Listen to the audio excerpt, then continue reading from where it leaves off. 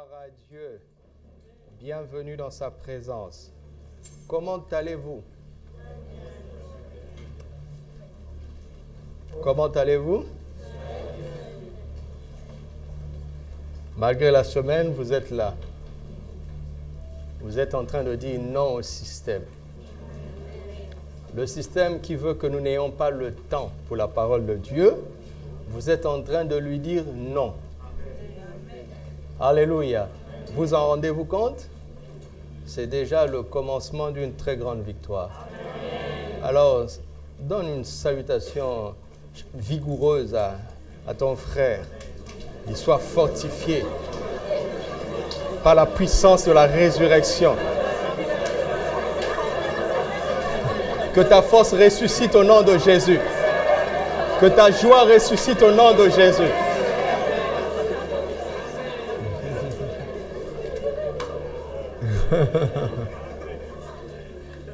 Alléluia. Nous sommes en train de briser les ficelles de l'ennemi. On va toutes les casser au nom de Jésus. Je dis bien toutes, on va les casser, l'une après l'autre. On va les démasquer, les brûler, les consumer, les casser, les annuler. Au nom de Jésus-Christ.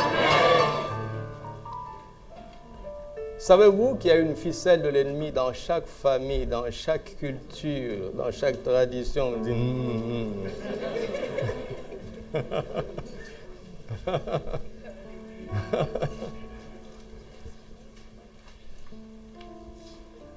Mais on va y mettre un fin au nom de Jésus. Alléluia. Alléluia. Nous allons parler de l'Église, un organisme vivant et vivifiant.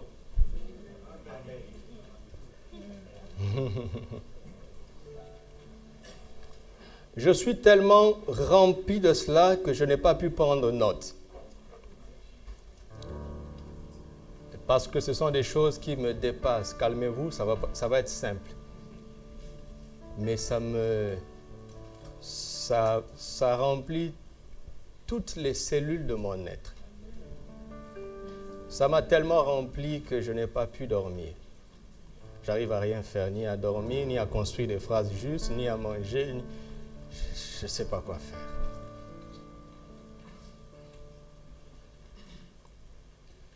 L'Église. Pourquoi nous allons parler de ça ce soir? Parce que le Saint-Esprit m'a dit, c'est vrai, il y a des choses à apprendre au sujet des résurrections qui sont dans la Bible. Je vous en ai parlé, n'est-ce pas?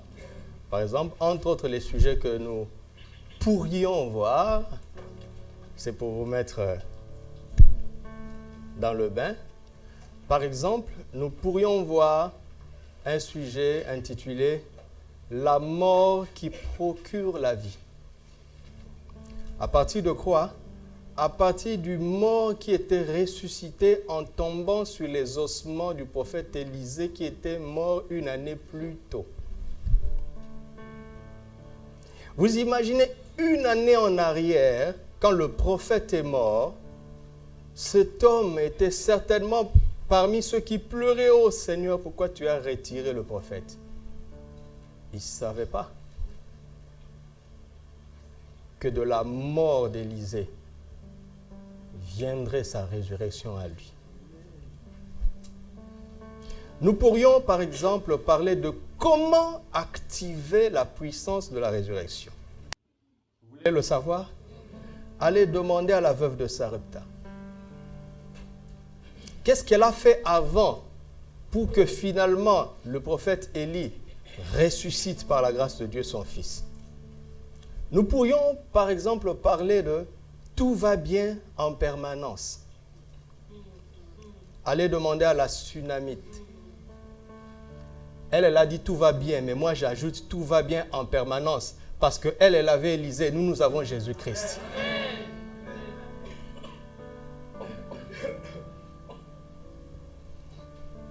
Nous pourrions par exemple parler de comment préparer sa propre résurrection. Allez demander à Tabitha Dorcas.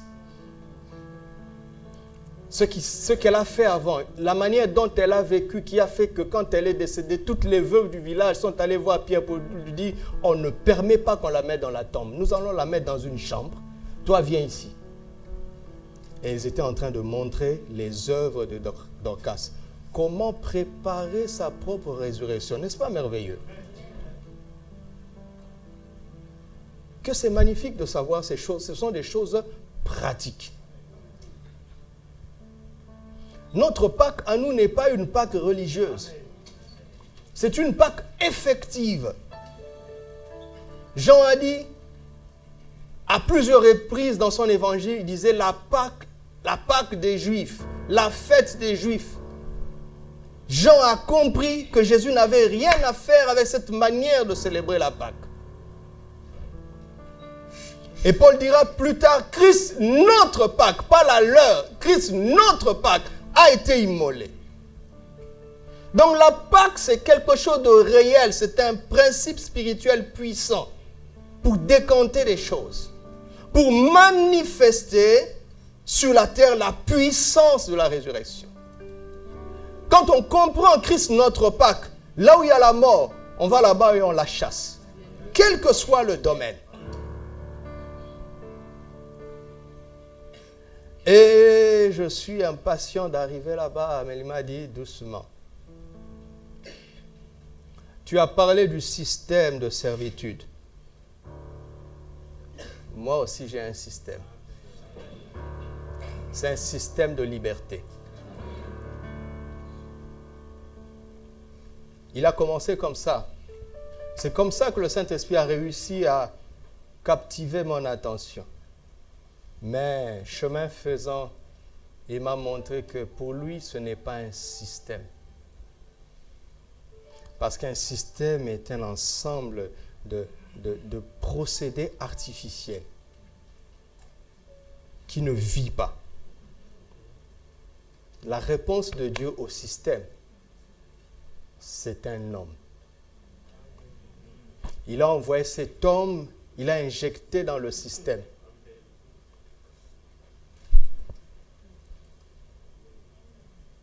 Et cet homme a fini son boulot, et cet homme est venu, il est entré en nous.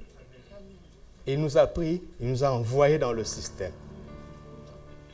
Et c'est ce qui fait l'Église, qui n'est pas un système, mais qui est un organisme vivant. On pourrait dire que ce système de servitude, le Nouveau Testament l'appelle le monde, conçu par Satan. Une intelligence cachée derrière les procédés que nous voyons tous les jours. Il y a une intelligence maléfique derrière qui tire des ficelles. Et ce système est très bien organisé. C'est seulement en Afrique que l'on pense que le diable est bête. Parce que les sorciers sont soi-disant des illettrés. Attention. Ailleurs, les sorciers sont en veste. Parlant un très bon français, vous savez.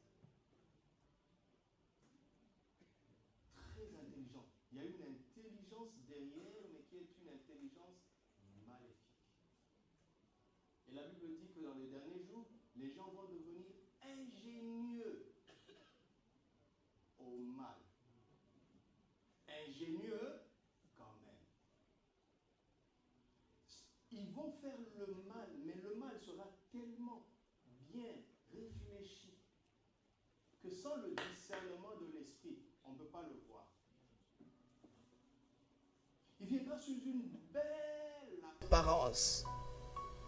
Et il va appâter parfois les élus. Jézabel s'assiera dans des églises.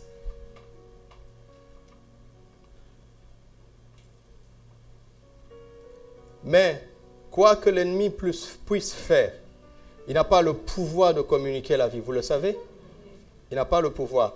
Donc, ce que l'ennemi met en place, à son maximum, le maximum de son intelligence, n'oubliez pas ça, notez ça, le maximum de l'intelligence de l'ennemi ne peut que produire une organisation. Mais Dieu produit un organisme. C'est deux choses différentes. La différence entre une organisation et un organisme, c'est que l'organisme est une organisation vivante. Les deux sont des organisations. Mais la première est artificielle, figée. La seconde est vivante, c'est-à-dire elle est autonome. Elle peut réagir aux imprévus. Elle peut s'adapter aux situations nouvelles. Elle peut même se reproduire, se régénérer, se multiplier. Elle-même, dès que tu l'as mise en place, elle va grandir et elle va se reproduire. Et elle va réagir aux situations nouvelles. Vous m'entendez? Et les grands cerveaux, certains sont ici parmi nous, qui sont dans le développement informatique, eux, ils sont en train maintenant de parler de l'intelligence artificielle. C'est-à-dire, ce sont des logiciels qui sont quand même intelligents, qui peuvent faire ce qui n'était pas prévu. Ils peuvent s'adapter. Donc, l'homme essaye d'avancer un petit peu. Mais regardez Dieu. Tout ce qu'on peut faire, c'est de donner la vie. Dès qu'un bébé naît, notre petit Éden, les parents lui ont donné la vie par la grâce de Dieu, c'est fini. Tout ce qu'ils peuvent faire, c'est de la protéger et la nourrir. Mais Éden a la vie en elle-même et elle va grandir et elle va réagir. Quand la couche est mouillée, elle n'est pas allée à l'école pour savoir que ce n'est pas propre. Elle pleure. Personne ne lui a appris ça. Personne ne lui a appris la nécessité de manger, de téter. Personne. La vie qui est venue en elle lui a donné la capacité de réagir, de s'adapter, de réclamer, de provoquer, de grandir, d'évoluer. Et à son tour, elle va aussi se reproduire. Et si vous étudiez très bien la Bible, vous comprendrez que le diable ne change pas de méthode. Il ne change que la forme, l'apparence. Ses méthodes sont les mêmes. C'est pour ça que Paul nous dit, ces choses ont été écrites pour nous servir quoi? D'instruction. Si tu médites bien la Bible, le diable ne peut pas te surprendre. Alléluia. Cette semaine, il y a des gens qui vont recevoir l'onction de puissance. Souvenez-vous de Samson. Quand tu es investi de l'onction de puissance, sache que le diable n'a pas d'autre méthode que celle qu'il a utilisée contre Samson. Donc, si tu as étudié la vie de Samson, tu es déjà prévenu. Ça va prendre d'autres formes, mais le fond est le même, parce que c'est un système qui n'évolue pas. Vous entendez ça? C'est une bonne nouvelle que je suis en train de vous dire. Le diable n'évolue pas. Il ne peut pas évoluer. Il est figé. Alléluia. Il est figé. Si Dieu veut faire de toi un pionnier dans un domaine, va étudier la vie d'Adam, va étudier la vie d'Abraham. Et quand le diable discerne que telle ou telle personne a reçu la grâce d'être un pionnier quelque part, il va le combattre de la même manière qu'il a combattu Adam et Abraham. Il ne peut pas changer de méthode. Si tu es appelé à sauver ta nation à partir de ta condition de femme, va étudier Esther. Va étudier Déborah. Parce que si le diable discerne que l'esprit d'Esther est en toi, l'esprit de Déborah est en toi, il ne va pas étudier d'autres méthodes que d'avoir un Haman. Donc, si tu es intelligent, tu reconnaîtras ton Mardoché. Vous m'entendez?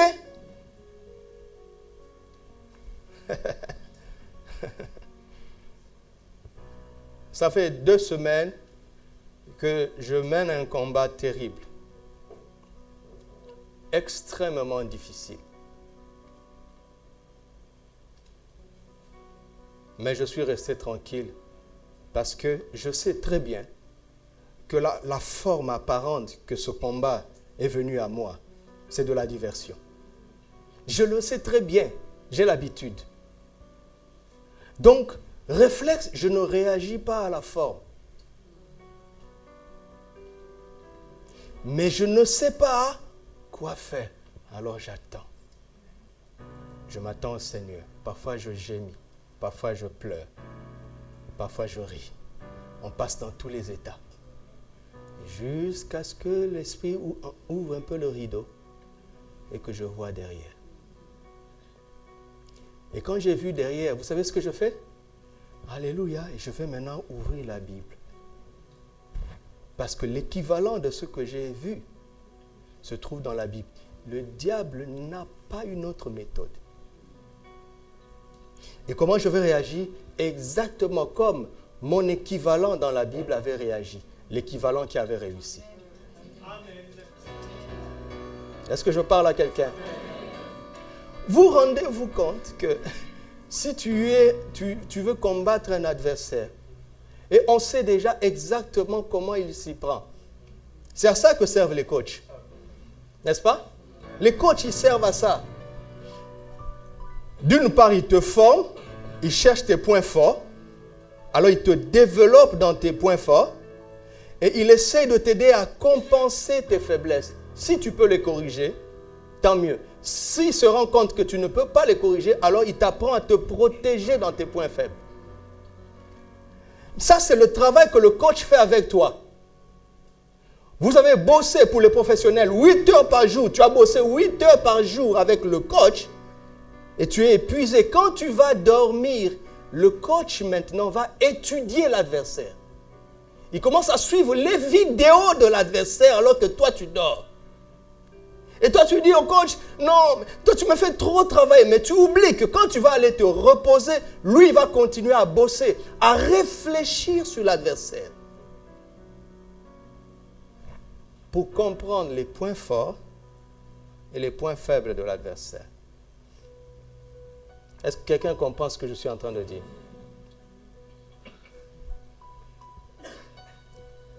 Il fut un temps, quand je faisais beaucoup le football, vous savez, je fus footballeur. Sous d'autres cieux.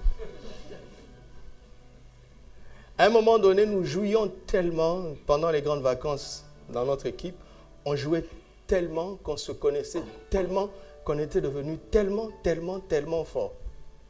Quand on me fait une passe ici, je ne réfléchis pas. Je sais que les yeux fermés, si je fais ça, je sais qui sera là. C'était devenu des réflexes. À cause du travail, il faut bosser, c'est très important. Il faut prier beaucoup, il faut méditer beaucoup la Bible. Parce que la répétition augmente les capacités.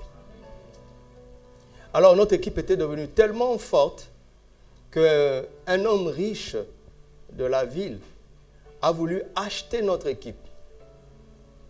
Mais le problème, c'est qu'il avait d'abord acheté l'équipe du quartier rival du nôtre.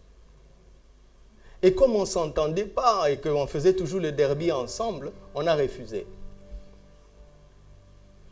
Et il y a eu une compétition des grandes vacances. Nous nous sommes inscrits, sans coach. Nous étions tellement forts, nous survolions la compétition, que nous nous sommes dit, on joue tellement bien qu'on n'a pas besoin de coach. Ah oui, c'est ça que les jeunes gens commettent comme erreur quand ils commencent à remporter des victoires. Nous avons survolé la compétition. On est arrivé au 8e de finale, on a humilié l'adversaire. Alors notre renommée est partie. La renommée pose des problèmes, vous savez. Il y a quelqu'un qui veut réussir ici. Il y a quelqu'un qui veut avoir du succès. Il y a quelqu'un qui veut aller loin. Est-ce que tu sais ce que tu cherches? Hein? Ce matin, l'ennemi est venu m'intimider. J'étais là et j'ai entendu une voix. Sais-tu que tu m'as provoqué? Mais une voix douce, hein? mais menaçante. Je n'ai pas répondu. Il a répété, sais-tu que tu m'as provoqué? Je n'ai pas répondu. Parce que je n'ai pas besoin de causer avec lui. Quand tu n'as pas un, il est écrit, ne réponds pas. D'accord? Alors, écoutez ce qu'il m'a dit. Il m'a dit, tu sais, un monsieur, un jour, s'est rendu compte que sa maison sentait mauvais. Il a cherché partout, il ne trouvait pas la source de l'odeur. Mais plus le temps passait, plus l'odeur augmentait. Et un jour, il a découvert qu'il y avait un fût dans sa maison. Quand il a ouvert le couvercle, c'était tellement pourri qu'il a préféré garder ça fermé.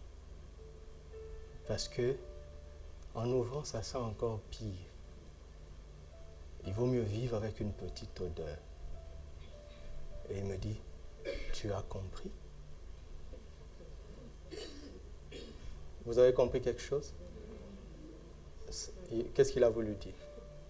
En fait, il a voulu dire, tu sais, certaines choses, il faut les laisser telles qu'elles sont. Qu'est-ce qu'on doit faire? Hein? On va lever, mais ça va sentir mauvais. Mais après, on va nettoyer. Mais pendant qu'on nettoie, ça va sentir mauvais. Vous êtes prévenus. Quelle a été ma réponse? Je n'ai pas peur de la mort. Hébreux 2, 14 à 15.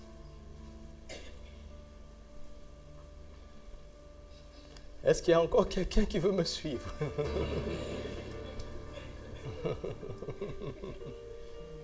Ça s'appelle l'intimidation. Alors je disais que notre renommée est partie en quart de finale. On a affronté une équipe. Nous avons gagné de justesse. Je vous dis vraiment de justesse. Mais ils ont découvert notre point faible. C'est que physiquement, nous n'étions pas forts. Techniquement, nous étions au point. Mais quand vous n'avez pas de coach, il y a des exercices physiques que vous ne faites pas. Nous, on aimait jouer au ballon, mais on ne se musclait pas. Nous avions tous des petites cuisses, des petits mollets et de petites tailles. On est passé difficilement 2-1, de justesse. En demi-finale, tout le monde a compris comment nous vaincre. Et ce n'est pas de l'orgueil si je dis que j'étais le meilleur joueur de l'équipe. C'est la vérité. Même si je n'en donne pas l'air. Alors, ils avaient une expression, c'est la première fois que j'ai entendu ça. Jeu dur et sec. Il n'y avait rien à faire avec moi. Dès que je touche le ballon, paf! Dès que je touche, paf! Finalement, j'ai commencé à... Je ne conservais plus le ballon. À la mi-temps, 0-0 à la mi-temps. 0-0 à la fin du match. Prolongation. Un monsieur qui était dans le stade est venu. Il m'a dit, c'est toi, Doudou? J'ai dit oui. Il dit, quand tu prends la balle, conserve-la dans la surface de réparation. Et il est parti. Vous connaissez la surface de réparation? Vous ne connaissez pas? C'est le carré là. Et il est parti. Je ne l'ai jamais vu. C'est comme le Saint-Esprit, le gars. Mais le problème, c'est que la balle, j'avais tellement peur que je n'attaquais plus. Alors j'ai commencé à réfléchir. Durant le match, je me suis dit, il faut que je fasse en sorte d'être proche de la surface. Comme je savais un peu dribbler, si j'attrape la balle, je vais tout faire pour entrer dedans. Et c'est comme ça qu'on a eu un penalty. Et moi, je suis sorti avec une blessure parce que ce qu'on m'a fait là. Mais par contre, on avait un gaucher dans notre équipe. Il ne rate pas les pénaltys. C'est comme ça qu'on a gagné 1-0. Ce jour-là, j'ai dit, vous savez les amis, on a besoin d'un coach. Il a étudié l'adversaire. Il a compris la stratégie de l'adversaire. Derrière chaque force, il y a une faiblesse.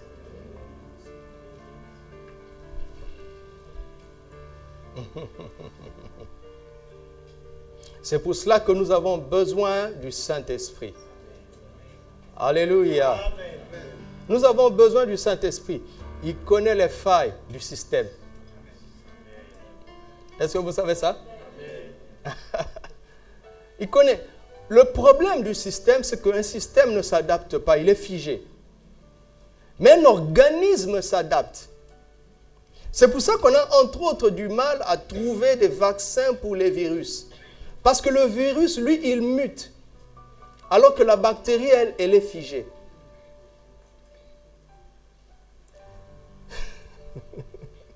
Même les moustiques en Afrique s'adaptent. Vous savez ça? Il y a dans mon pays un produit anti-moustique. Tu le brûles, ça fait de la fumée. Mais le problème, c'est que la fumée monte. Alors les moustiques en Afrique, ils viennent en bas.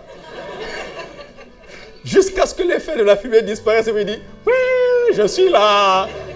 Même la moustique s'adapte. Et toi, oh homme, les souris, vous savez qu'elles s'adaptent. Vous savez, le truc là où on met du fromage, paf. Après 3 deuils, la 4e souris va dire, convocation, réunion de famille. Si vous voyez un morceau de fromage, touchez-moi.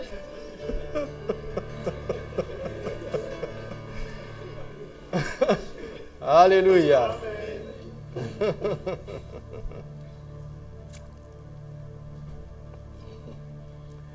Vous savez que l'Église est le corps de Christ, n'est-ce pas? Et que nous sommes, chacun est un membre du corps. Et Paul, dans 1 Corinthiens 12, je vais aller vite, pour aller à l'essentiel de mon sujet ce soir, donc on ne va pas lire. Vous voyez ça dans 1 Corinthiens 12, il fait des analogies dans le corps, l'œil, l'oreille et consorts. C'est un organisme vivant. Regardez le corps. Tu as un corps? Sinon, je me demanderais qu'est-ce que tu fais ici? Par exemple, mon doigt est utile pour le corps. Il participe à la vie du corps tout en étant vivant lui-même. Et s'il ne vit plus, il devient un problème pour le corps. N'est-ce pas? Et là, on dit, le doigt est malade. Parfois même, il faut amputer, couper. Pourquoi? Parce que le membre qui ne vit pas n'a plus de place dans l'organisme vivant. Quelqu'un m'entend? Donc l'organisme est vivant. Et la beauté des Écritures, c'est quoi? C'est que dans ce corps, Christ est la tête. Écoutez-moi. Écoutez-moi, ceux qui n'ont pas compris ce que c'est la foi. La foi, ce n'est pas l'absence des 5 sens. Par exemple, quand on dit nous marchons non par la vue, mais par la foi, il n'est pas en train de dire que quand tu nais de nouveau, tu peux te passer de tes yeux. Vous comprenez ça? La première chose que la foi fait à l'école maternelle, c'est qu'elle te pousse à ne plus croire à tes sens. Ça, c'est la première chose. Donc, ne dépend pas de ce que tu vois, ne dépend pas de ce que tu entends, ne dépend pas de ce que tu sens. Mais, ah non, attention, ça ne s'arrête pas là-bas. Quand tu as réussi ça, c'est-à-dire, tu as décidé de ne plus être charnel. Parce qu'un charnel, c'est quelqu'un qui est né de nouveau, mais qui continue à être conduit par ses 5 sens. Vous comprenez? Donc, quand tu n'es plus charnel, tu deviens comment? Mais quand tu es spirituel, quelque chose d'étrange se passe. Dieu te donne la vision. Il illumine les yeux de ton cœur. Ça, c'est spirituellement. Mais deuxièmement, la sagesse. La sagesse te donne la capacité de faire une bonne interprétation de ce que tes sens te donnent comme information. Donc tu vois avec tes yeux, tu interprètes à la manière de Christ, pas à la manière du monde. Tu entends avec tes oreilles, tu interprètes à la manière de Christ, pas à la manière du monde. Pourquoi? Parce que le quartier général de 5 sens se trouve sur la tête. Les yeux sont sur la tête, la vue, n'est-ce pas? Les oreilles sont sur la tête, l'ouïe. L'odorat est sur la tête, le nez. Le goût est sur la tête, la langue. Le toucher est partout, mais la tête aussi à la peau. Quand Christ dit qu'il est la tête de l'Église, il est en train de dire qu'il est celui qui détient nos sens. Et il est en train de dire, regardez le monde comme moi, avec mes yeux. Entendez le monde avec mes oreilles. Parce que mon corps ne peut pas me dire, j'ai entendu par moi-même. Moi, la tête, je lui dirai, écoute, tu n'as pas d'oreilles, les oreilles sont chez moi. C'est moi qui t'ai permis d'entendre. Quelqu'un m'entend?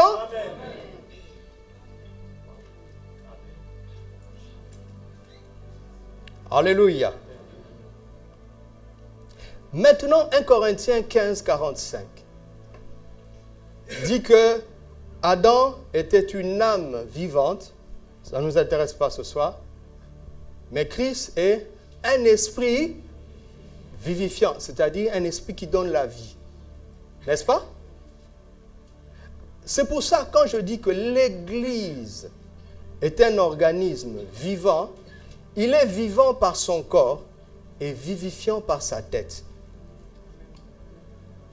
Alléluia. Quand tu appartiens à l'Église, tu reçois la vie de Dieu. N'est-ce pas? Et si tu continues à dépendre de la tête que Christ, alors Christ te vivifie en permanence par son esprit. Donc, l'Église est une entité de vie qui est autonome. Elle sera attaquée par le monde, par le système. Mais comme la tête s'est vivifiée, vous comprenez? Si elle est attaquée, la tête va régénérer le membre qui est attaqué. N'est-ce pas merveilleux? C'est pour ça que Jésus nous regarde et dit, vous aurez des tribulations dans le monde, dites Amen. Amen. Je recommence, vous aurez des tribulations dans le monde, dites Amen. Amen. Je recommence, vous aurez des tribulations dans le monde, dites Amen. Amen. Voilà, pourquoi j'insiste? Parce que si tu refuses de dire Amen, là, tu désobéis au Seigneur. Tu ne peux pas dire que tu crois au Seigneur et refuser cette prophétie. Parce que c'est une prophétie. C'est une promesse. Quelque chose qui va arriver. Entre autres, les belles choses qui vont nous arriver, il y aura aussi des tribulations. Parce qu'une tribulation est une bonne chose pour un organisme vivant. Parce que l'organisme a la capacité de réagir, de s'adapter, de vaincre et de contrecarrer et de créer un processus pour... Alléluia!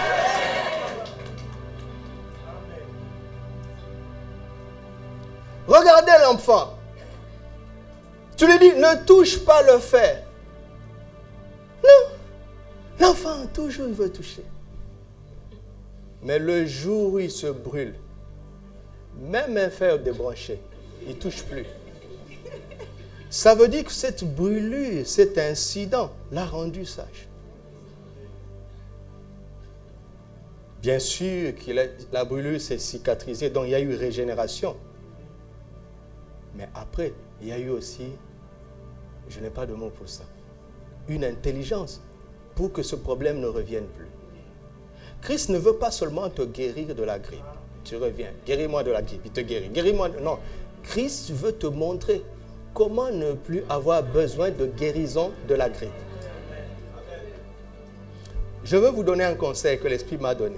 Quand tu commences à sentir de la migraine de la grippe, d'accord? Conseil. Pendant cette période, multiplie le repos. Prends beaucoup de vitamine C et mange beaucoup et prends beaucoup de sucre pour l'énergie, repose-toi, tu n'auras pas besoin d'aspirine. Je fais ça, moi. Mais c'est le Saint-Esprit qui m'a enseigné ça directement. Parce que les médecins sont ici, ils te diront qu'en fait, on ne soigne pas la grippe. C'est vrai, non? On ne soigne pas. On te donne quelques calmants pour les symptômes. Mais pour le reste, on dit au corps, le corps va réagir. Est-ce que vous savez qu'au Canada, il y a certains médicaments qu'on ne donne pas aux enfants? Et ils luttent des médicaments contre le rhume, et on ne les donne pas. Et l'enfant souffre avec la fièvre. Mais on a éduqué les parents à ne pas le faire. Parce que le corps va subir, mais réagir et prendre le dessus. Parce que trop d'antibiotiques affaiblit l'organisme. Vous entendez? Trop de médicaments affaiblit ton système immunitaire. Tu sais, quand tu facilites trop la vie à un enfant, tu ne l'aides pas dans la vie. Il va être trop faible. Un pleurnichard. Tout le temps. Donc c'est pour ça que l'éducation, la fermeté est une bonne chose. Et qu'est-ce que le peuple de Dieu dit? Amen. Parce que Dieu sait ce qu'il a mis dans l'organisme. Alléluia. Lisez Exode 1. Quand ce pharaon qui n'avait pas connu Joseph, oh, mais c'est beau ça. C'est beau parce que, quand vous lisez très bien ce récit, le pharaon se trompe 3 fois. 3 fois, pourquoi? Parce que quand il est en train de se dire, montrons-nous habiles pour mettre Israël dans la servitude, on dit c'est un pharaon qui n'avait pas connu Joseph. Qu'est-ce que ça veut dire? Ça veut dire qu'il n'avait pas connu Joseph physiquement. Il n'était pas un contemporain de Joseph. Ça, c'est le premier degré. Ce que ça veut dire profondément, ça veut dire ceci. Si tu connaissais Joseph et que tu savais par où il est passé, tu tirais la conclusion que ça ne sert à rien de le combattre. Parce que plus tu le combats, plus il monte. Et c'est exactement ce qui s'est passé. S'il n'y avait pas eu la servitude, le peuple n'allait pas crier fort à l'Éternel. Ça, c'est la première erreur. La deuxième erreur, elle précède Joseph. Dieu avait déjà fait la promesse à Abraham. Donc, si lui, ce pharaon-là, savait ça, s'il y avait un bon prophète pour lui dire, tu sais, pharaon, toi, tu adores le Nil, le fleuve. Mais le Dieu qui a créé le fleuve avait déjà parlé à leur ancêtre Abraham. Mais il n'avait pas cité le pays. Mais on se rend compte que ce pays-là, c'est ici. Et le fameux roi qui doit être humilié, c'est toi. C'était déjà écrit, Pharaon, laisse tomber. Deuxième erreur. Je parle à quelqu'un? Est-ce que vous voulez que je donne encore d'autres erreurs? Troisième erreur. Il commence à accabler le peuple. Mais la Bible dit quoi? Plus on les a accablés, plus... Écoutez-moi. Et si on ne les accablait pas? Leur multiplication serait linéaire. Mais quand on les a accablés, leur multiplication est devenue exponentielle. Donc, tu as le choix. Si tu n'aimes pas quelqu'un et que tu vois qu'il grandit, fait plus 10, plus 10, plus 10, plus 10, si ça ne te plaît pas, laisse-le comme ça. Souffre qu'il fasse de plus 10, plus 10. Parce que si tu oses mettre une digue, vous savez comment on produit l'électricité? Oui, je parle de la vie. Comment est-ce qu'on produit l'électricité? Quelqu'un se lève et dit, ce fleuve-là ne me plaît pas. Je vais mettre un barrage. L'eau dit, ok, merci. Tu vas voir ce que je vais produire après. L'eau continue de monter. Et puis, ça dépasse le barrage. Quand ça tombe, ça devient 1000 fois plus puissant. Donc, si tu n'aimes pas ça, non, ça ne devrait pas. Deux personnes ne devraient être comme ça. Bon, parlons d'eux. Si un ennemi ne t'aime pas, il vaut mieux qu'il te laisse avec ta petite croissance. Je parle à quelqu'un? Ça, c'était la quelle erreur? Vous voulez que j'en donne une autre? La 4e erreur, comme si cela ne suffisait pas, il a décidé de tuer tous les bébés. Ce jour-là, Dieu du ciel a dit « Alléluia !» Pourquoi? Parce que c'était le moyen pour que Moïse entre dans le système. Alléluia! Écoutez, vous avez déjà réfléchi à ça?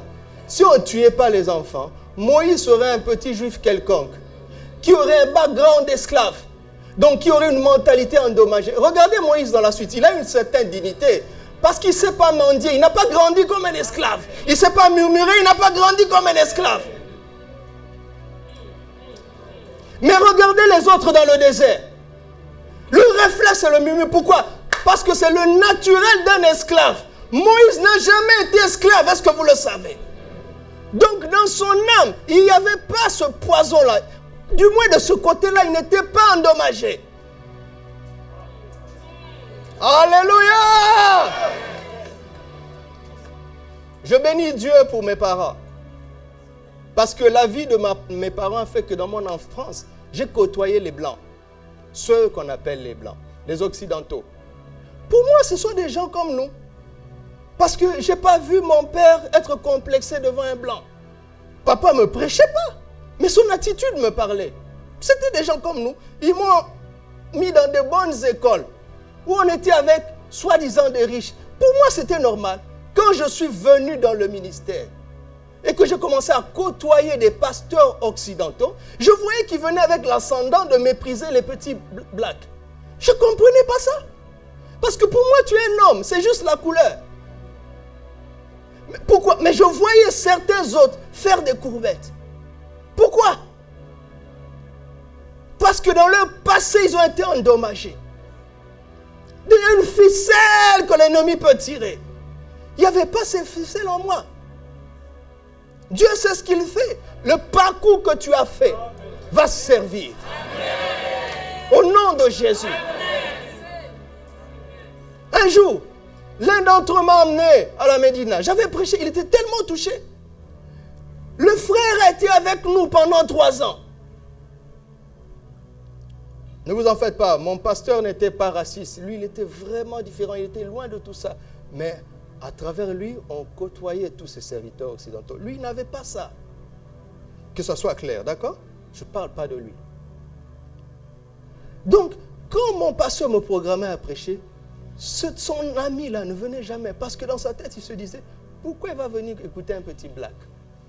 Et un jour, je vous passe le détail, Dieu a fait une embuscade. Il est venu et moi je prêchais. Dieu sait arranger des embuscades. Il regarde, il ne comprend pas. Et il a commencé à pleurer. Il a sorti un carnet, il a commencé à noter. À la fin, il m'a invité à manger. Et il m'a remercié, il dit, mais je ne savais pas que tu étais comme ça. J'avais envie de lui dire, il y a quelque chose en toi qui t'a empêché de bénéficier de ce que Dieu a mis en moi. Mais ça ne sert à rien de dire ça. Et à la fin, il m'emmène à la Médina à Rabat. On entre dans le magasin, choisis. Pourquoi je vais choisir? Pourquoi tu vas m'acheter une chemise? Pourquoi? On entre dans le magasin de vêtements, je dis non. En fait, je ne réalisais pas encore. J'ai dit non naturellement. On a fait d'autres magasins et à la fin, il me dit, mais tu ne veux vraiment rien? Je lui ai dit non, mais je ne t'ai rien demandé. Il dit, mais pourquoi tu es différent comme ça? Il dit, mais les blagues sont pourquoi comme ça? Je dis, quand tu touches à ça, là, tu vas voir. Moi, ça réagit. Je dis, attention, l'échantillon des blagues que tu as vues ne sont pas caractéristiques de la masse.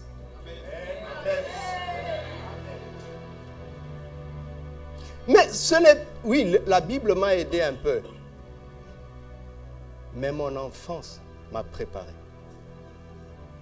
Ça m'a préparé. Moïse n'a jamais été esclave. Vous le savez? Vous savez comment Moïse a eu sa femme? il a délivré des méchants. Ils étaient plusieurs. Lui, il était un seul homme. Pourquoi? Parce qu'il était un chef d'armée en Égypte. En Égypte, si tu es général, tu n'auras pas un gros ventre. Tu maîtrises les arts martiaux et les arts supramartiaux. Il était fort. Un esclave ne se défend pas, vous savez ça? Un esclave raisonne toujours comme une victime. Quand un problème se pose, lui, il est toujours en mode victime. Oh non, réagis. Que ton âme soit ressuscitée au nom de Jésus. La résurrection spirituelle dit qu'il n'y a plus de coupables pour ceux qui sont en Christ. Mais ça, c'est spirituel. La résurrection de l'âme dit, ne sois plus victime. Personne n'aura le pouvoir. Écoute, que les gens t'aiment ou qu'ils ne t'aiment pas, ça ne dépend pas d'eux. Ton échec n'est pas dans les mains de qui que ce soit. Arrête d'être une victime. Oh non, on ne m'aime pas, on me critique. Et puis quoi encore? Et puis quoi? Tu pensais que si on t'embrassait, ça allait marcher? Non, ça ne fait aucune différence. Et les compliments et les critiques, ce n'est pas ce qui détermine ta vie.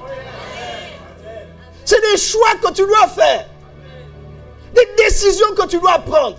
Des actions que tu dois poser. Arrête d'être une victime.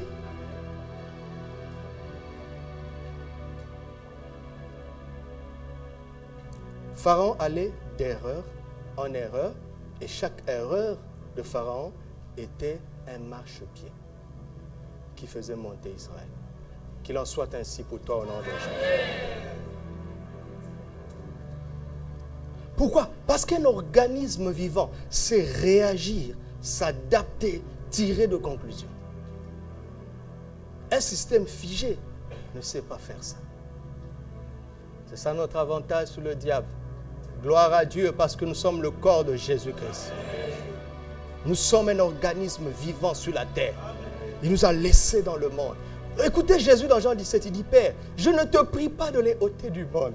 Pourquoi, Seigneur? Prends-nous, allons-y, rentrons à la maison. Il dit, non. Tu dois leur prouver ce que j'ai mis en toi. Alléluia, alléluia. Car nous sommes conçus de telle sorte. L'Église est un organisme qui est conçu de telle sorte que tout concourt à son bien. Et le bien et le mal, c'est pour notre bien. Oh, alléluia!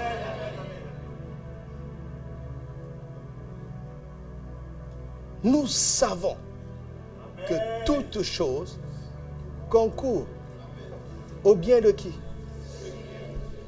Est-ce que tu le sais? Est-ce que tu le crois? Alors, pourquoi tu vas détester ceux qui te détestent? Tu devrais plutôt pleurer pour eux. Tu devrais pleurer pour eux. Parce que leur sentiment ne va rien changer. Mais s'ils continuent comme ça, ils seront en danger. Donc tu devrais pleurer pour eux, prier pour eux et leur montrer de l'amour pour les sauver finalement. Mais si Dieu commence à discerner en toi l'instinct de vengeance, il sait qu'il ne peut plus compter sur toi. Il ne te donnera pas plus. Bon, il ne retire jamais ce qu'il donne. Il va te laisser là où il t'a emmené. Mais il ne te donnera pas plus. Parce qu'il sait que tu es un danger potentiel. Il sait ça. Ne détestez personne. Ne critiquez personne. Ne rendez pas le mal par le mal. Paul nous dit dans Romains, surmonter le mal par le bien. Waouh! J'ai dit, waouh! Ne te rabaisse pas.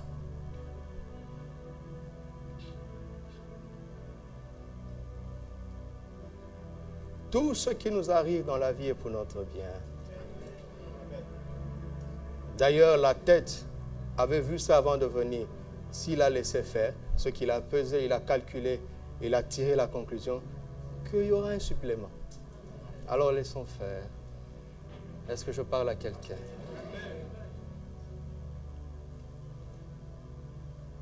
Et ce que je suis en train de dire, ce n'est pas seulement pour nous, mais c'est pour que nous le partagions. Il m'a dit ce matin, beaucoup de gens ne t'ont pas compris hier. Je ne suis pas en train de vous dire de ne pas évangéliser. Ah non, je ne devrais pas dire ça. Nous devons évangéliser, témoigner constamment. Mais nous ne devons pas mépriser l'autre à cause de sa religion. Vous entendez?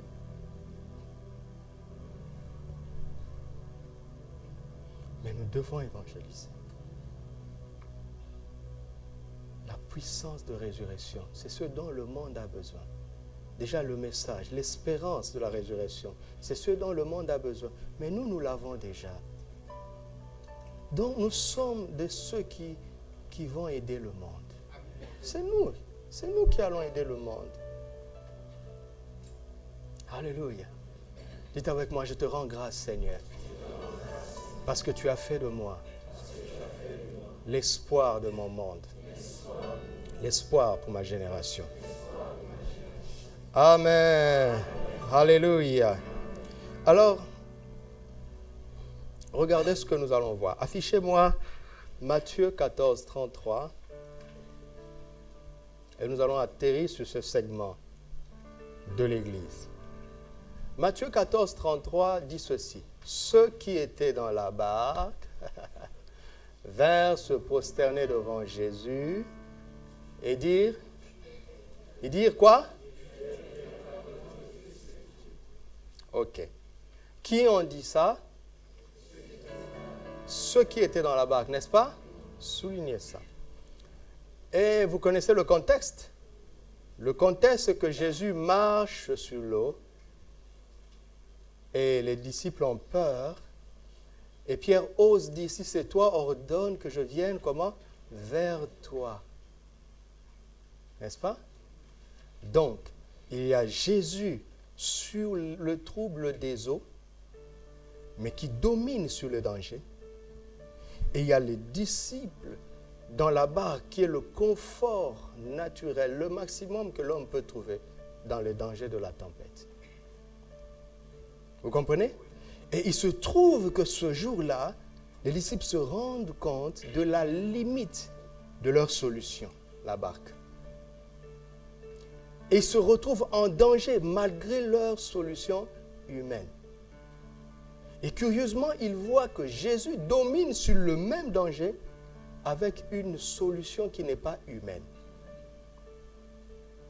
Et parmi eux, Pierre a la sagesse de dire, je préfère là-bas. Parce que là-bas, il devient évident que ta solution est meilleure, elle est supérieure. Savez-vous combien de fois les hommes s'accrochent à des choses qui ont prouvé leur échec, leur limite? Mais ils s'accrochent. Mais je ne comprends pas. Comment continuer à t'accrocher à quelque chose que ton grand-père avait utilisé? Il a échoué. Ton père a utilisé. Il a échoué. Tes oncles ont utilisé. Ils ont échoué. Tes grands frères ont utilisé la même méthode. Ils ont échoué. Et toi, tu viens encore utiliser la même méthode. Ne sais-tu pas déjà comment ça va finir? Elle seule a la sagesse d'abandonner sa solution pour aller là-bas. Mais vous savez, sur le chemin, l'ennemi va tirer encore une fois la ficelle.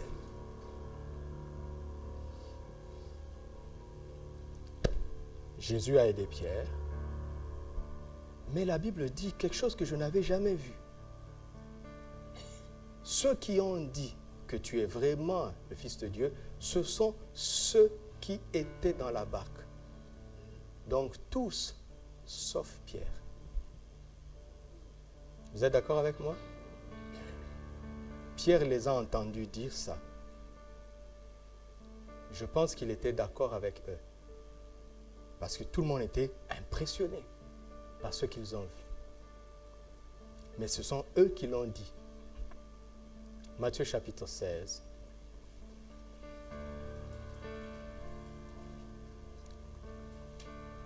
Verset 13. Jésus étant arrivé dans le territoire de Césarée de Philippe, demanda à ses disciples, « Qui dit-on que je suis, moi le Fils de l'homme ?» Allez-y. Ils répondirent, les uns disent que tu es Jean-Baptiste, les autres Élie, les autres Jérémie ou l'un des prophètes. Et vous, leur dit-il, qui dites-vous que je suis? Arrête-toi là, non, arrête-toi. Qu'est-ce qu'ils auraient dû dire? Ils auraient dû dire, Seigneur, comme on t'avait dit l'autre fois. Ah, vous êtes arrivés. Seigneur, comme on t'avait dit l'autre fois, tu es le Fils de Dieu. Mais qui va le dire? Le seul qui ne l'avait pas dit. Les autres l'ont dit à partir d'un miracle. Pierre le dit à partir de rien. Écoutez la réponse du Seigneur. Tu es heureux, Simon, parce que c'est mon Père qui est dans les cieux. Les autres l'avaient dit parce que l'événement leur avait parlé. Mais Pierre le dit parce que communication directe avec Papa dans les cieux, via le Wi-Fi du Saint-Esprit. Toujours. Vous comprenez? Parce que ça, c'est profond. Alors Jésus dit, sur la base de cette révélation du Père que donne le Saint-Esprit, c'est de cela qu'il est question. Alléluia. Ce n'est pas le pape Pierre. Oh. Et écoutez, un homme aussi vacillant, chancelant que Pierre, et tu es Jésus, tu sais qu'il va te renier 3 fois. Tu vas bâtir ton église sur lui? Hein? Est-ce que c'est censé? Sur cette pierre, il ne parle pas de Simon-Pierre. Il parle du roc. Regardez. Il leur avait déjà dit en Matthieu 7, si quelqu'un entend ma parole et qu'il la met en pratique, il est comme quelqu'un qui fait quoi? Qui bâtit une maison sur le roc, là, c'est quoi? C'est la parole. Quand tu mets en pratique la parole, bâtir la maison, c'est pratiquer. Sur le roc. Le roc, la révélation de la parole. Parce qu'il dit, si quelqu'un entend, c'est-à-dire il comprend. Pas seulement qu'il écoute, mais qu'il comprend. Il a la révélation des Écritures. La révélation va le pousser à l'action. Mais ne vous en faites pas. Vous pourrez penser qu'il n'est pas censé. Parce que la fondation, on ne la voit pas. Vous voyez juste ses actes. Mais lui, il sait sur quoi il repose. Vous comprenez? C'est ce que Jésus est en train de dire. Jésus est en train de dire, sa parole est le rocher le plus ferme qui soit. Parce que tout passera sauf sa parole. Elle reste ferme à jamais. Alors il dit, sur la fermeté absolue de la révélation de sa parole que le Père donne par le Saint-Esprit, c'est là qu'il va bâtir son église. Vous m'entendez? C'est pour ça que je prends du temps comme ça avec vous.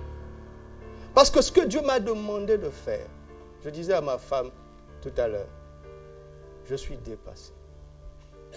Quand je vois ce qu'il me dit de faire, qui suis-je?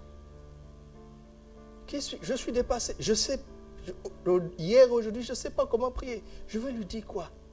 Je veux commencer où? Je veux argumenter. Je suis dépassé. Mais toujours, il me ramène. J'ai créé l'univers par ma parole. Tu ferais mieux de faire de même. Parce que ce que nous allons construire est trop petit par rapport à l'univers. Si la parole a pu créer l'univers, ne peut-elle pas créer ce que Dieu veut faire avec nous? C'est pour ça qu'écoute-moi avec attention. Je suis un messager. Je le répète, je suis un messager. Je suis un messager du ciel. J'ai une parole qui est venue du Père. Et elle est en moi. Vous voyez, elle est en moi.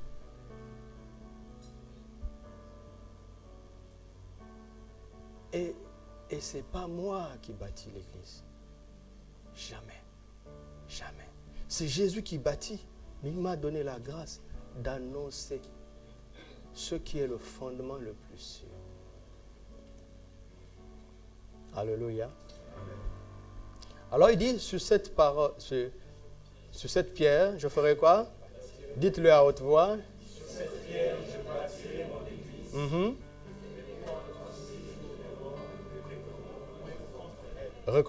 Recommencez.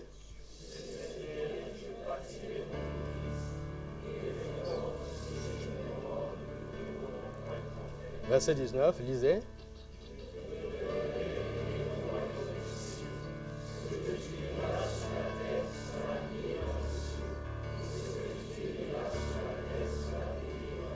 Recommencez 19.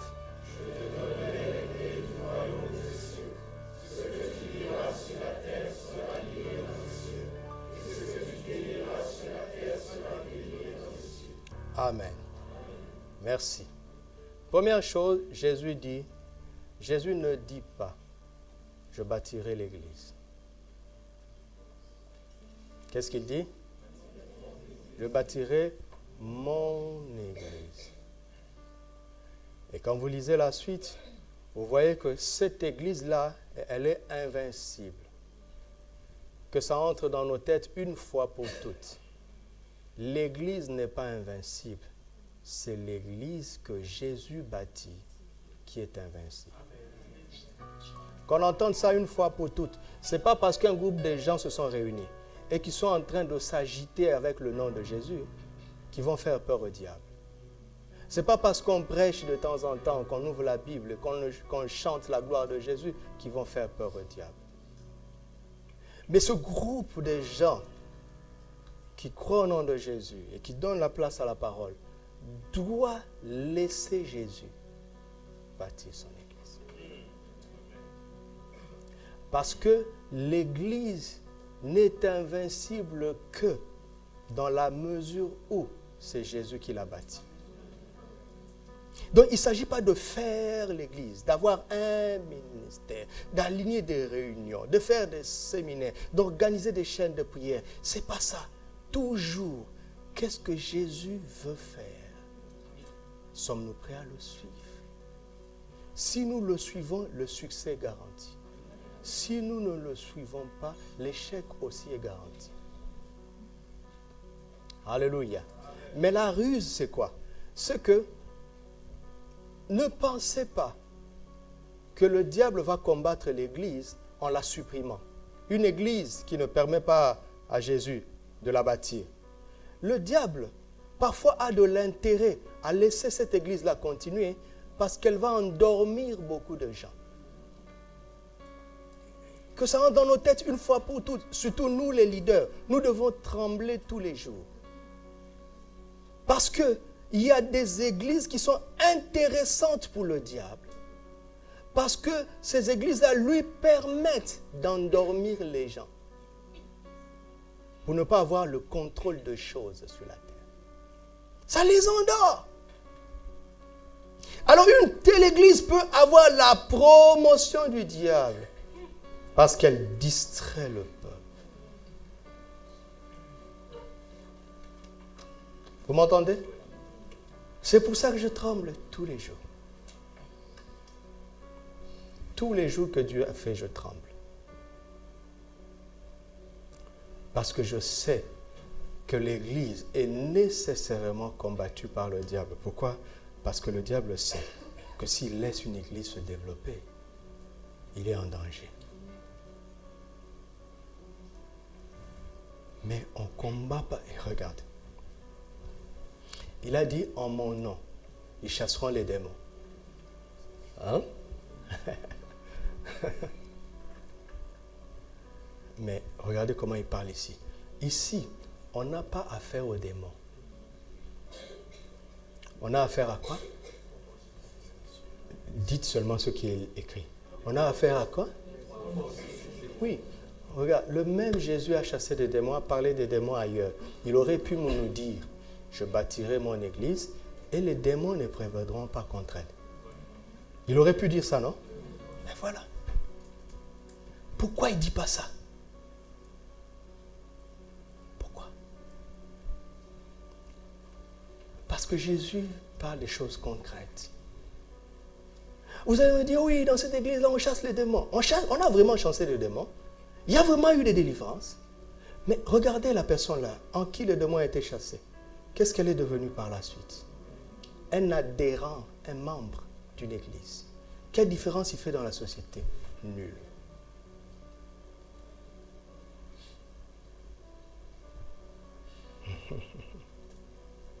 Ce n'est pas ça la mission de l'église.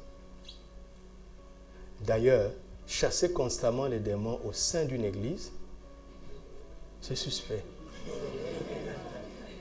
Non? C'est pas normal. C'est pas normal. Plusieurs sont ici. Quand ils sont venus, on a chassé les démons. Mais aujourd'hui, ils sont où? Dans le service. Rayonnant. Ça, c'est normal. Ça, c'est normal.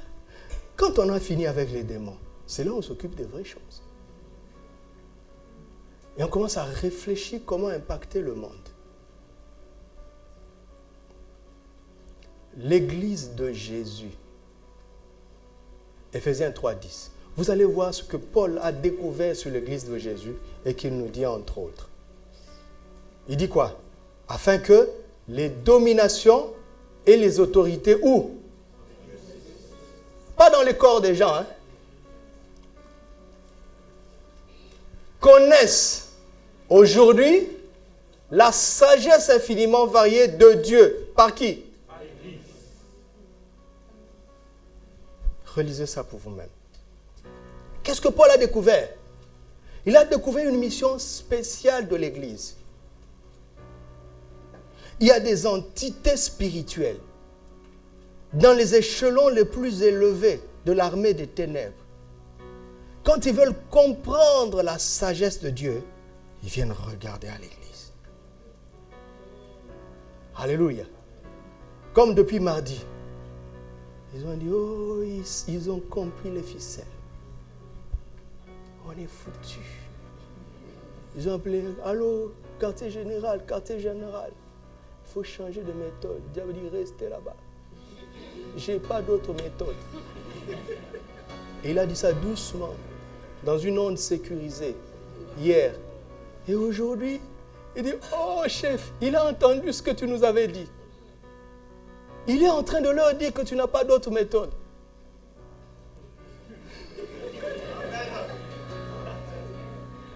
Vous pensez que je plaisante?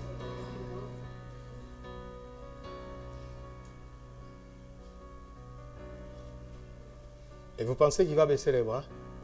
Maintenant, qu'est-ce qu'ils vont faire?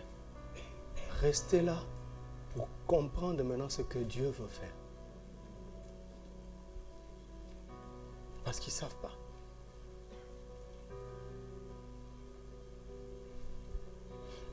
Vous pensez que c'était logique pour Gabriel, l'ange Gabriel, de dire à Marie que son Dieu et son Seigneur va venir dans son ventre? Vous pensez que c'était évident pour Gabriel? Écoute, à Gethsémane, quand Jésus est en train de gémir, et que Dieu a dit, le Père a dit à certains anges, allez le soutenir. Les anges ont dit, Seigneur, répète. Papa a dit, j'ai dit, allez le soutenir. Il dit, Seigneur, soutenir le Tout-Puissant, nous les créatures. Vous pensez que c'était logique? Ça les a dépassés.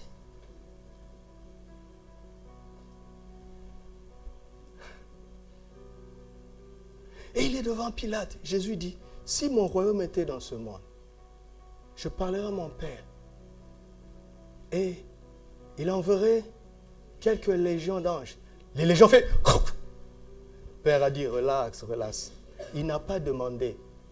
Il a seulement dit qu'il aurait pu demander. Il dit, non, laisse-nous descendre. C'est notre chef. Et le Père a dit, vous ne faites rien. Vous pensez que les anges comprenaient ça? Mais c'était la consternation parmi les anges. Mais ils ne peuvent pas désobéir. Mais ils ne comprennent pas. Et puis ils voient Jésus humilié, ridiculisé à la croix. Quand Jésus rend l'âme et qu'il descend dans les profondeurs de l'enfer, les anges disent, Enfin, nous comprenons. Et les trompettes ont commencé à sonner au ciel. Vous savez quoi? C'est ce jour-là que les anges ont compris pourquoi on l'appelle l'Éternel des armées. Parce qu'il n'a pas eu besoin d'un seul soldat pour combattre l'enfer. Tout seul.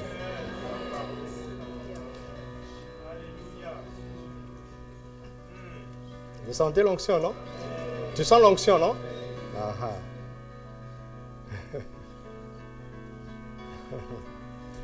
Rabrasta te koraba shandaradaga. Intabresta roba ikantaramai.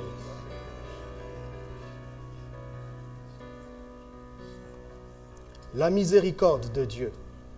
Les gens chantent ça, mais ils ne comprennent pas jusqu'à ce que tu chutes et que tu te relèves et que tu pleures et que tu demandes pardon à Dieu et que tu sentes la paix sans l'avoir vu et que tu reviennes chanter avec joie.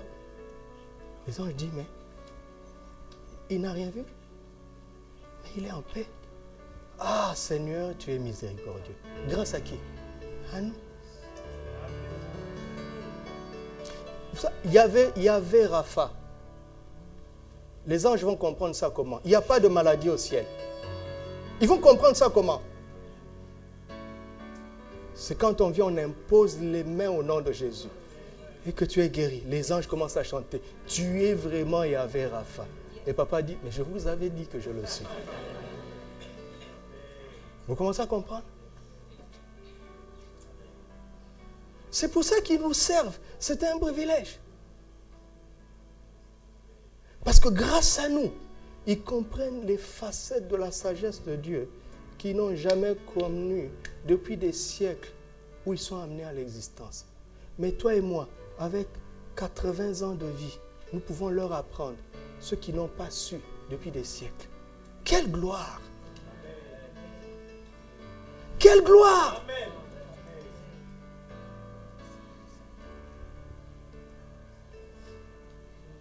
Que je continue? Sur les portes du séjour des morts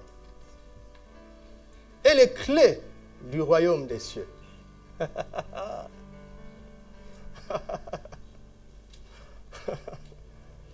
Les entités spirituelles les plus méchantes, les garants du système de servitude, les garants, les plus grands stratèges du diable, les généraux de son armée.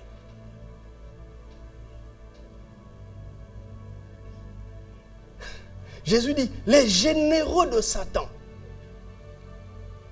ne peuvent rien contre l'Église que lui, il bâtit.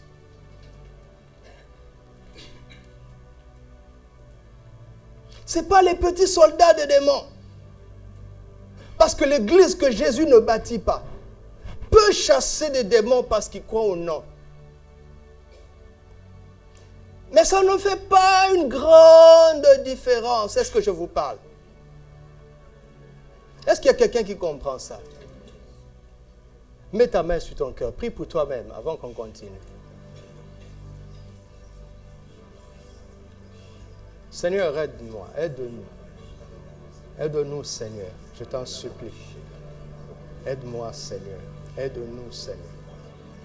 Aide-moi et aide-nous. Merci, Saint-Esprit. Au nom de Jésus. Amen. Amen. Regardez.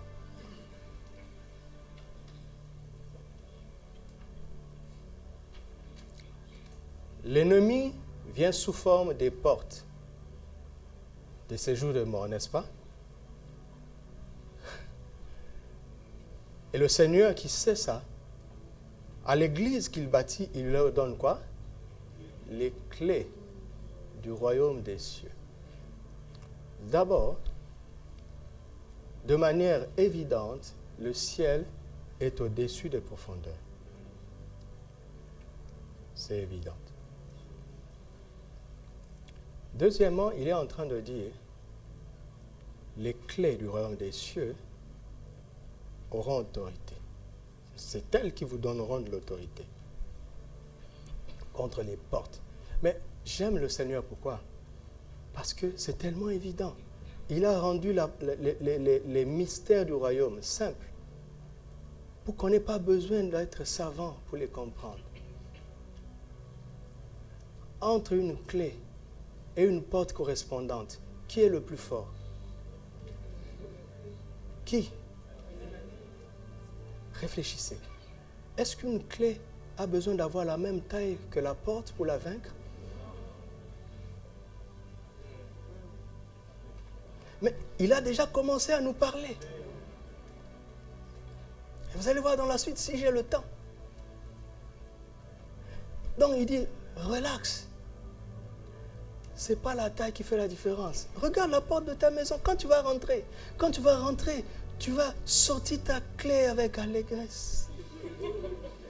Et ouvrir une grande porte. Quand on mesure la proportion, c'est peut-être 1/300. Et pourtant la clé. Mais tu crois à ta clé tous les jours, pas vrai? Pas vrai? Tu as foi à ta clé pour vaincre cette porte. Mais il dit, mais c'est ça que je suis en train de vous dire. Ne regardez pas la grandeur de ces portes. Regardez à la capacité de votre clé. Vous comprenez pourquoi je n'ai pas pu prendre des notes? Je n'ai pas fait exprès. Je n'ai pas pu prendre des notes.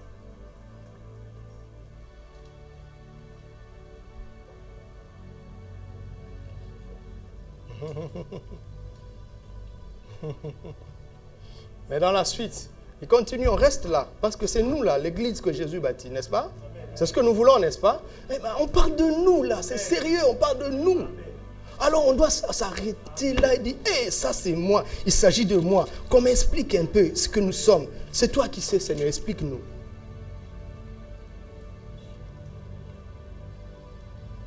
Quand tu es malade et que tu vas voir un médecin, le Seigneur a guéri une sœur d'un cancer l'année passée ici. Vous le savez, non? Elle avait témoigné. Elle dit, tout a commencé par une boule. Mais c'est une boule banale. Elle va faire des examens, on lui dit, c'est un cancer grave. Et elle a cru. Elle aurait pu ne pas croire. Mais le médecin ne s'était vraiment pas trompé. Et là, un parcours du combattant a commencé jusqu'à ce que Jésus se lève. Il y a ce qu'elle avait en elle, c'était son corps, mais elle ne savait pas. Alors celui qui a la connaissance lui expliquait ce qu'il y avait en elle qu'elle ne savait pas. Nous sommes une église, pas vrai? Alors notre Seigneur est en train de nous expliquer qui nous sommes. Amen. Mais ça c'est sérieux ça. Ça mérite que tu éteignes la télé, que tu éteignes le téléphone, que tu prennes des jours à part pour dire je veux comprendre qui nous sommes. Oui ou non? C'est ça la parole de Dieu.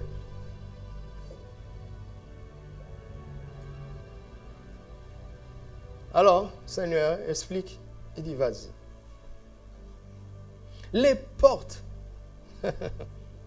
contre les clés contre les portes. Je vous ai déjà montré que la clé a autorité sur la porte, n'est-ce pas? Alors, que représentent les portes dans la Bible? On nous a dit que dans la Bible, le mot porte veut dire autorité, n'est-ce pas? N'est-ce pas? Et c'est vrai. Et quand le Saint-Esprit m'a posé cette question, j'ai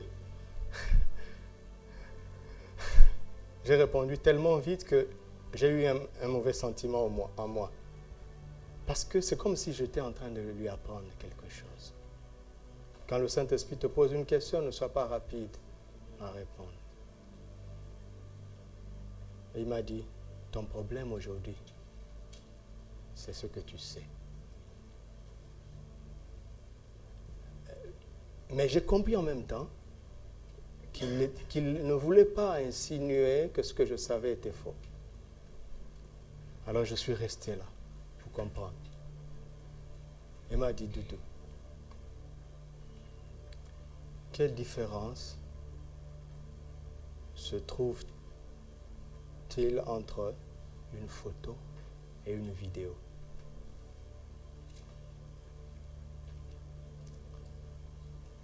Si je fais ça et que Quand j'ai fait ça, on met pause. La vidéo s'est arrêtée, n'est-ce pas? Et en même temps, on me prend en photo. C'est la même chose. Mais si on met play, est-ce que la photo va changer? Mais la vidéo va faire quoi? Et il me dit, n'oublie pas ça. Ma parole n'est pas une photo, mais une vidéo. Ce que tu sais à un instant T n'est pas tout ce que tu dois savoir.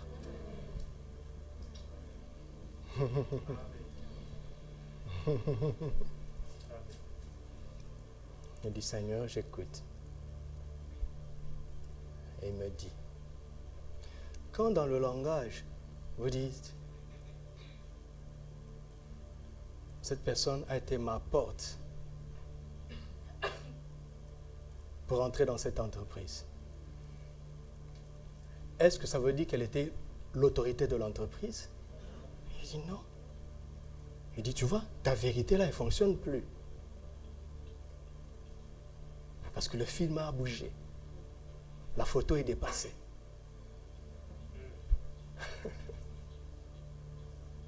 Il dit, vous dites ça tout le temps.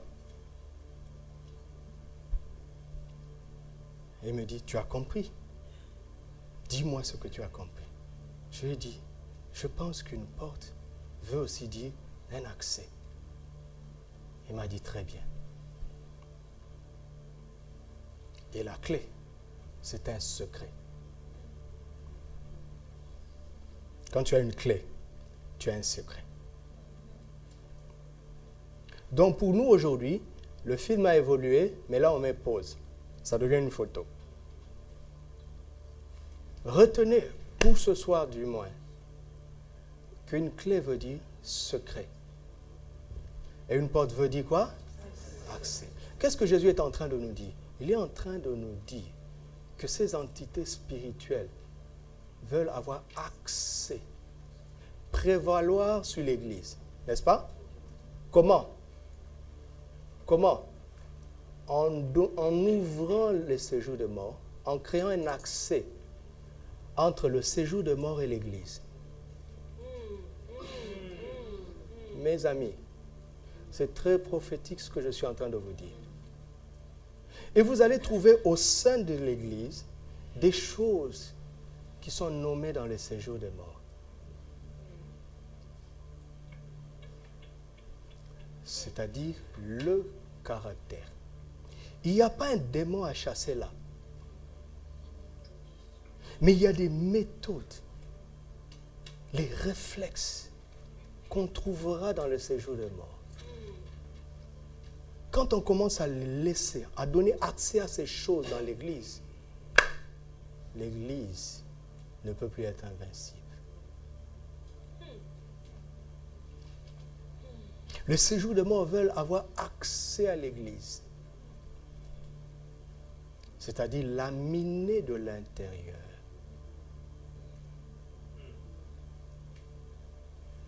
C'est pour ça que le royaume de Dieu ne fait pas beaucoup de différence. Je dis, Seigneur, c'est grave. C'est grave, Seigneur. Comment on va faire? Il dit, la réponse est devant tes yeux. La réponse c'est quoi? J'ai dit, les clés du royaume. Oui, il dit, les clés c'est quoi? Il dit, les secrets. Il dit, les secrets du royaume. Il dit, ok. Et vous savez quoi? Là, il est parti, il m'a laissé. Maintenant, tu dois étudier. Parce que le royaume est développé dans les Écritures. Et trouver les secrets. Et utiliser ces secrets avec la plus grande assurance. Parce que tu sais que ces secrets, c'est ce qui font la force de l'Église que Jésus bâtit.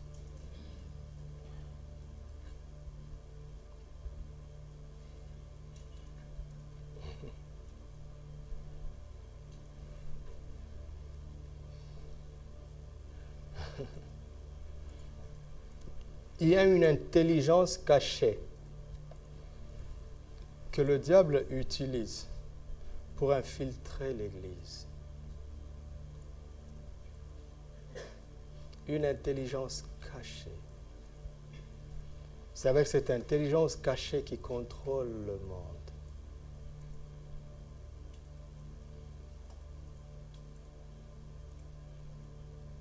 Regardez comment le diable contrôle le monde, rapidement. Par exemple, la Bible dit que tout a été créé par Christ et pour Christ, n'est-ce pas? Est-ce que je peux continuer? Est-ce que vous avez la capacité de recevoir encore?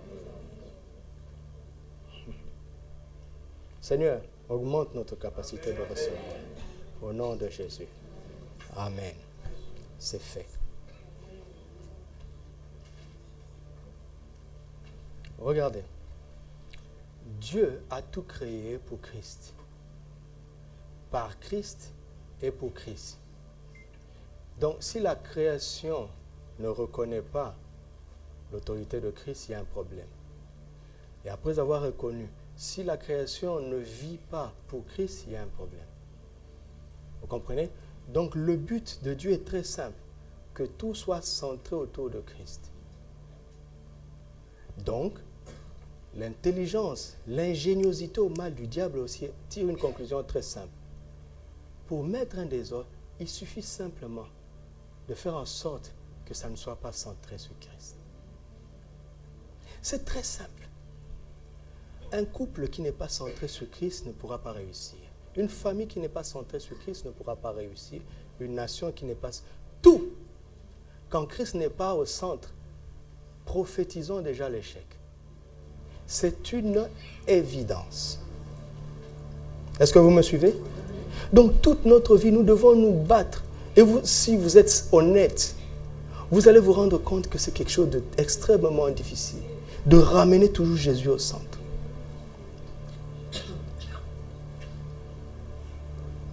Et il m'a dit, parcours l'histoire, regarde comment le diable tient le monde. Je vais vous citer quelques courants de gouvernement. Par exemple, le communisme. Le communisme, c'est quoi? C'est la communauté qui est au centre. Mais c'est une bonne idée, hein, de tout mettre en commun pour le bien de tous. Est-ce que c'est une mauvaise idée? Non! Bien sûr que non! Sauf que Christ n'est pas au centre. Donc même une bonne idée ne peut pas fonctionner si Christ n'est pas au centre. Regarde, si avec toute ta bonne volonté, tu dis je veux faire le plein de la voiture de mon frère, c'est une voiture diesel, mais avec toute ta bonne volonté, tu fais le plein avec l'essence, est-ce que ça va marcher? Non. Mais pourtant, tu lui as fait un cadeau. Vous comprenez? Donc, comment les dominations, je vous dis, sont en veste cravate. Quand ils parlent, vous dites Amen. L'idée est nickel. Mais où est Christ? Il n'est pas là. La communauté est au centre. Ça, c'est le communisme. Et donc, quand ça a commencé, c'était bien. Parce que l'idée a appâté tout le monde. Et avec le temps, elle a montré ses dérives. On a commencé à rejeter. Le capitalisme est venu. C'est quoi? Le capital qui est au centre. Avec tous ses dérives. Le profit d'abord.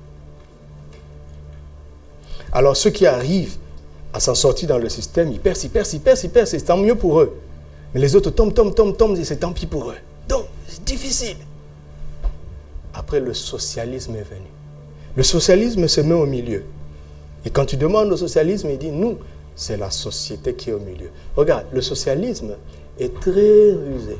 Pourquoi? Parce que quand il dit la société, les gens de la communauté se retrouvent. N'est-ce pas? Mais les gens du capital aussi se retrouvent. Parce qu'une société, ça peut aussi être une entreprise. Vous voyez la ruse? Et ainsi de suite, je peux vous citer l'impérialisme, les monarchies absolues, les monarchies constitutionnelles. On n'a pas le temps, je peux vous citer ça rapidement.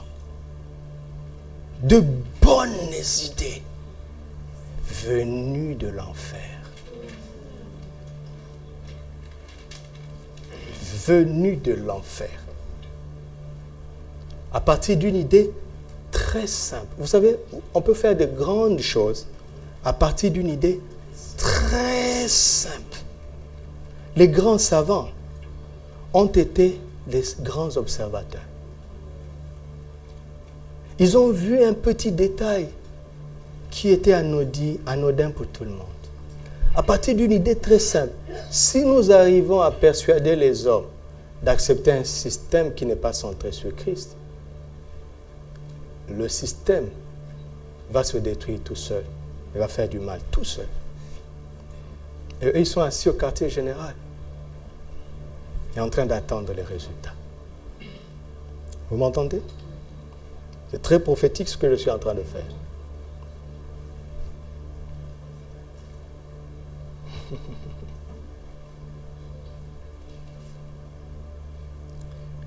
C'est pour ça que Jésus est en train de bâtir son Église. Parce qu'on ne peut pas être la lumière du monde et le sel de la terre en chassant les démons. Seulement. On doit les chasser tout le temps, hein, d'accord? Ne sois pas gentil avec même pas le plus petit démon. Ce n'est pas ce que je veux dire. Mais tu dois viser haut. Et là, c'est avec la sagesse. La sagesse de Dieu. Vous m'entendez?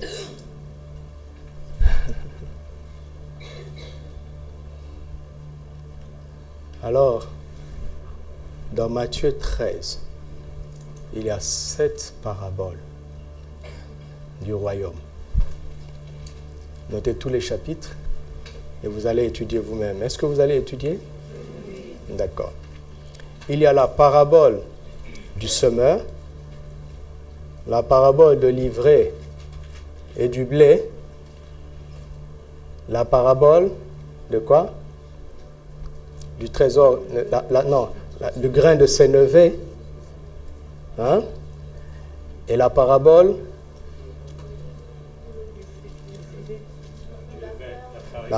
du levain, et puis la parabole du trésor caché, la parabole de la perle à grand prix, et puis la parabole du filet jeté. Et Jésus dit, le royaume de Dieu est semblable à. Le royaume de Dieu est semblable à. Si tu étudies ça, tu vas comprendre les secrets. Parce que quand ils sont venus demander à Jésus, il dit, pourquoi leur parles-tu à parabole? Écoutez, il dit, c'est à vous qu'il a été donné de connaître les mystères, les secrets. En fait, il a amené ces paraboles pour ramener les secrets du ciel qui nous donnent la supériorité sur les portes des séjours des morts. Et donc, on doit étudier. Alors, on commence la parabole du semeur. Qu'est-ce qu'elle nous montre? Elle nous montre que la semence, c'est la parole de Dieu. Et la terre où Dieu veut semer sa parole, c'est nos cœurs.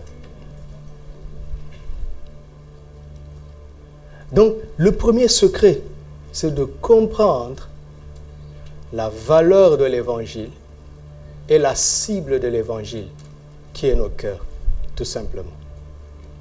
Et le reste, étudiez vous-même. Ça, c'était un secret puissant. Vous voyez comment vous êtes là? Vous êtes assis là? Vous avez déjà compris ça. Et si vous restez fidèle, le monde entendra parler de vous. Amen. Alléluia. Merci Seigneur. Mais après, il parle du blé de l'ivraie. Et là, il dit maintenant, le blé, la semence, ce sont les fils du royaume. Oh. Avant la semence, c'était la parole du royaume. Maintenant, la semence, ce n'est plus la parole du royaume. C'est les fils du royaume. Qu'est-ce qu'il est en train de dire? Quand Dieu envoie la semence de sa parole dans ton cœur, il te vise, toi, mais il mise sur le fait que toi, tu deviennes maintenant sa semence qui va semer dans le monde. Regardez la sagesse de Dieu. Ce qu'on nous dit ici. Mais les gens qui ne sont pas chrétiens ne peuvent pas écouter. N'est-ce pas? Puisqu'ils ne viendront pas à l'église. Le système a fait en sorte qu'il y ait des gens qui viennent à l'église et d'autres qui ne viennent pas. Dieu du haut du ciel, il rit. Regardez le psaume 2. Quand les nations se liguent, le Seigneur rit. C'est comme des petits enfants. Tu sais, quand les enfants de 5 ans sont en train de faire un complot contre toi, mais tu vas rire. Ils ont beau cacher tout ça, mais tu vois tout. Dieu rit. Pourquoi? Parce qu'il dit c'est simple. Laissons toujours les anges. Les anges, je vous assure, c'est pas facile d'être un ange. Les anges voient que Dieu connaît le complot, Mais il ne fait rien.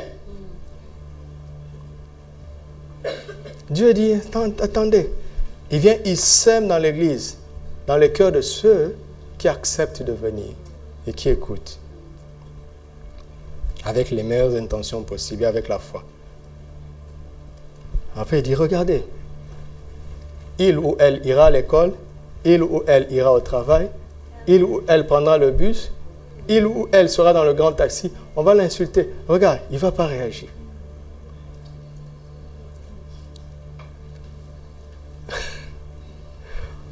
Le monde ne peut rien faire contre la parole de Dieu. Écoute, si on crée un système pour que la Bible ne soit pas prêchée, Dieu rit. Parce que nous serons des Bibles ambulantes. Regarde, Paul dit dans 2 Corinthiens 3, je vais m'arrêter ici. Dans 2 Corinthiens 3, il dit quoi? Vous êtes la lettre de Christ. Vous savez, le choc de ce que Paul dit, c'est quoi? Il est en train de dire, vous êtes l'épître. Connu et lu. Pourquoi? Parce que quelle est la différence entre une épître et les autres genres de textes bibliques? C'est qu'une épître venait répondre à un problème précis, à des questions posées. C'était une lettre. Et donc quand il dit vous êtes la lettre de Christ, Dieu est en train de dire ceci. Ce musulman-là qui se pose des questions, Dieu t'envoie comme sa lettre qui répond à ses problèmes. Il n'a pas besoin d'ouvrir la Bible. Il a juste besoin de te voir. Dieu sème sa parole en nous en espérant nous semer dans le monde. Et croyez-moi, le diable aura des troubles. On arrive. Amen. Alléluia. Est-ce que quelqu'un veut se rendre disponible pour Dieu et devenir la semence divine qui va être semée dans ce monde, qui se lève avec moi?